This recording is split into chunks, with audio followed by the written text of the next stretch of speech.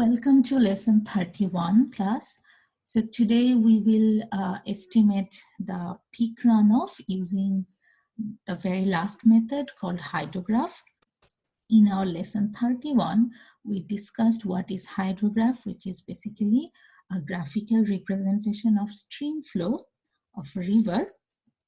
And we also discussed what is unit hydrograph, which is a hydrograph for 1 unit of runoff depth, which can be 1 millimeter, 1 centimeter, 1 inch, or some other units. We also discussed how we can split the stream flow hydrograph into base flow and the runoff hydrograph. So today we will try to do everything.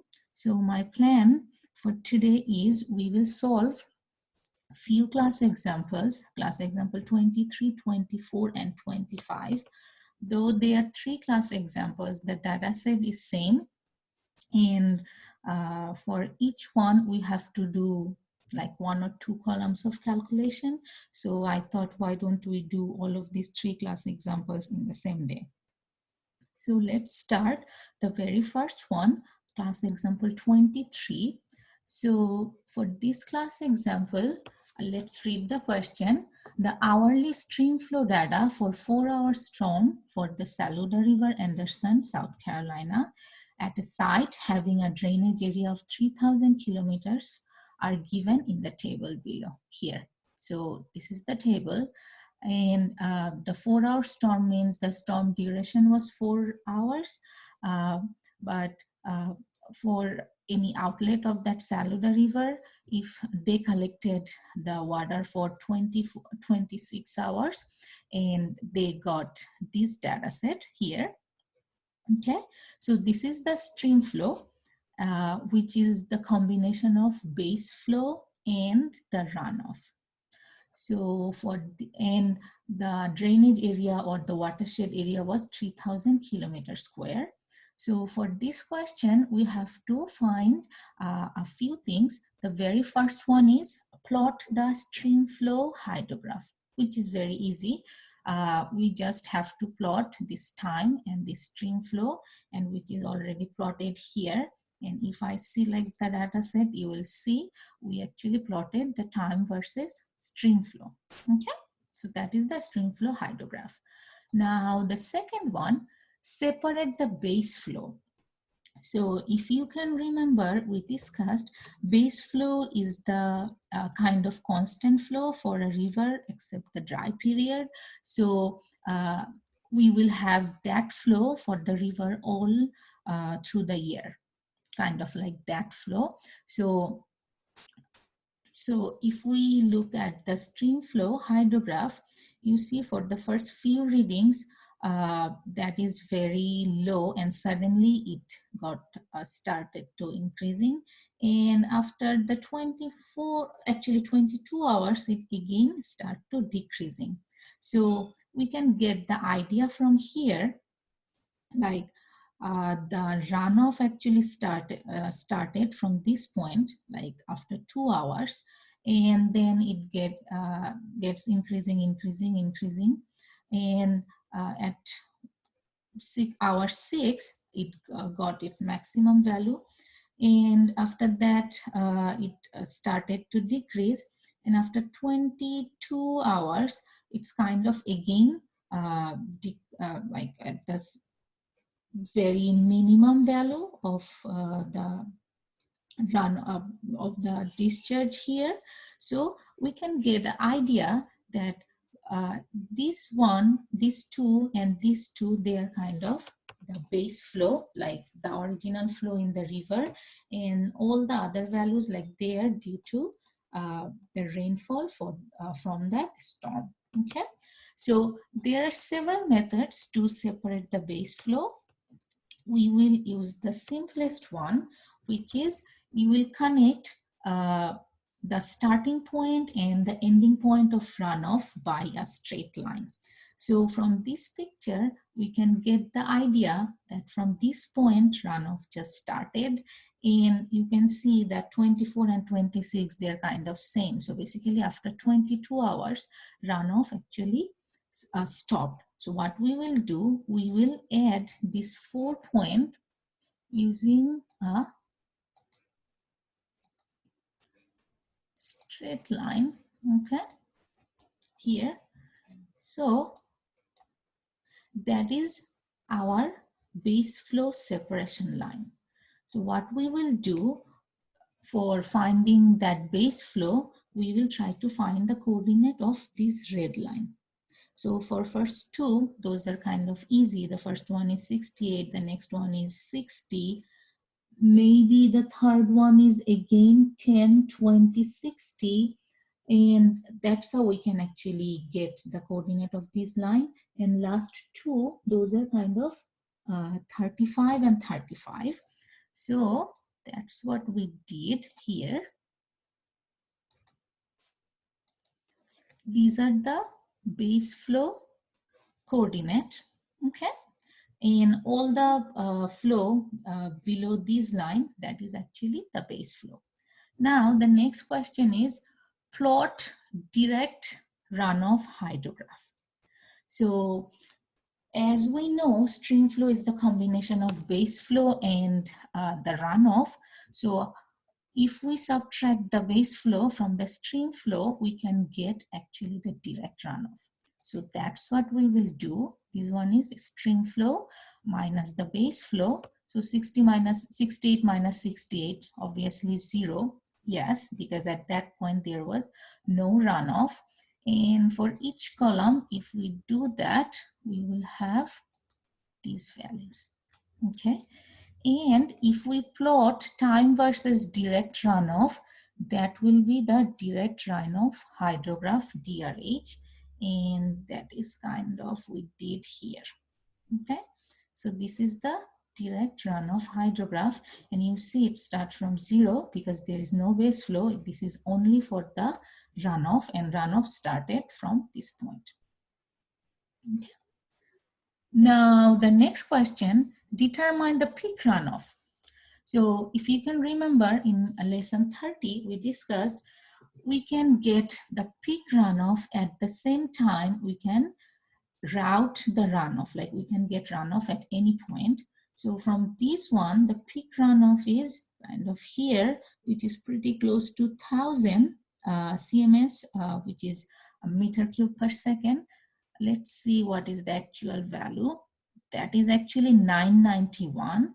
So the peak runoff equals to 991 cms. Okay, so we will save this one. That is the peak runoff. Now the next one, determine the equivalent runoff depth. So equivalent runoff depth, if you can remember, we discussed, it's like if that amount of water, if you spread over that 3000 kilometer square area, the depth of runoff is actually the equivalent runoff depth. So basically the equation for this one is we have to find the runoff volume and divide by the drainage area. That will give us the equivalent runoff depth. Now, how can we find the runoff volume? We discussed if we can get the area under this curve, that is basically the runoff volume, and we know the drainage area, so we can find that one. Now, the area under this curve, we can't find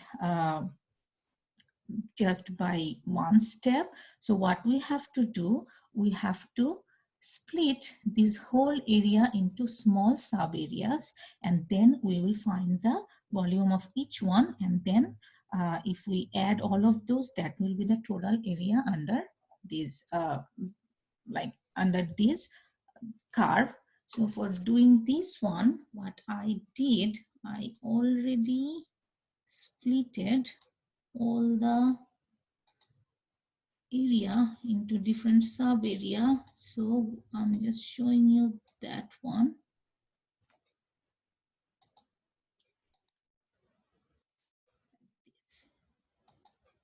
Okay, so we have one like few sub areas, and the discharge value is actually all of these value. Like for this one, that will be kind of 350 or something. This one is 991, and the delta T is the difference between this point and this point, this point and this point. So we will find delta T, and we will find the discharge value from the chart, from the table we have, and we know the drainage area, so we can get actually the equivalent runoff depth. Okay, so let's work on that.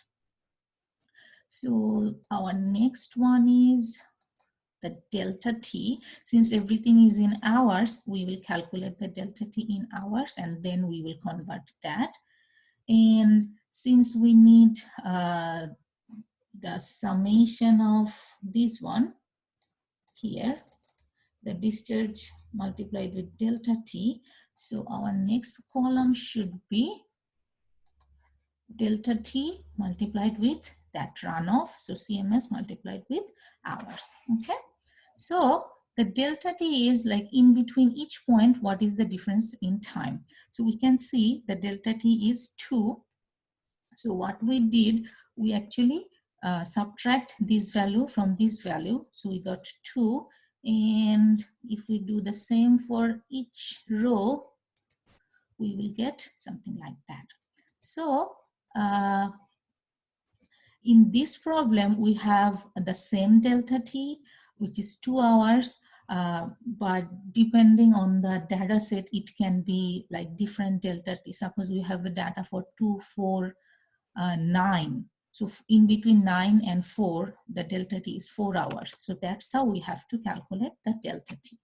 Now for the next column, dr multiplied with delta time, basically we will just multiply this one and this one. And if you look at this one, basically that's what we did. Okay, so we will do this one. And since we need the summation, so what we will do, we will find the summation from this point to this point, and that is 6802 cubic meter per second multiplied with hour. Okay, so since our main objective was to find equivalent runoff depth, so we got the summation. Now we have to divide this number by the area. So that's what we will do. So equivalent runoff depth. If you look at here, what we are doing, we are dividing this summation by the area 3000 kilometers square. Now you're seeing some number here like 3600. That's because this one is meter cube per second and this one is in hour. So we converted the hour into second, which is 3600. And the area was in kilometer square, but we are working with all the meter. So we converted the area from kilometer square to meter square. So finally we have this one, and the unit is in meter. Now if you look at the number, that is kind of very small, but that's not a problem. We can still use that. But just to get a better idea, I think we can convert this number in millimeter. Okay, so 8.1624 millimeter is the equivalent runoff depth for this area for this 4-hour storm. Okay, now the very last question, determine the ordinates of 4-hour unit hydrograph and plot that. Now the unit hydrograph, basically that is a hydrograph for 1 unit of excess rainfall or 1 unit of runoff. Now here our runoff depth is 8.1624, and for this depth we got this runoff. Now for finding the unit hydrograph, we have to find what will be the ordinates for 1 millimeter of runoff. So basically what we have to do, we will just divide these all the ordinates of direct runoff by 8.1624.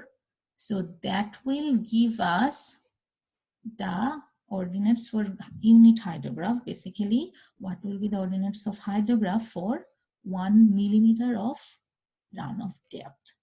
And that is the definition of the unit hydrograph. So that's what we did here. If you look at here, D12 is the direct runoff and D29 is this one. And if we do the same for each row, we can get this one. And we have to plot that.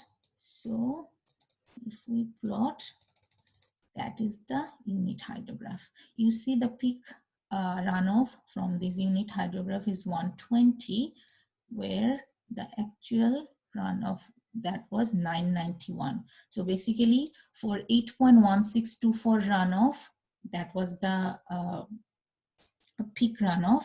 And for unit 1, this one is obviously 8 times smaller, which is kind of here.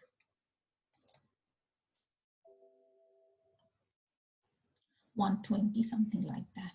So that is the end of class example 23.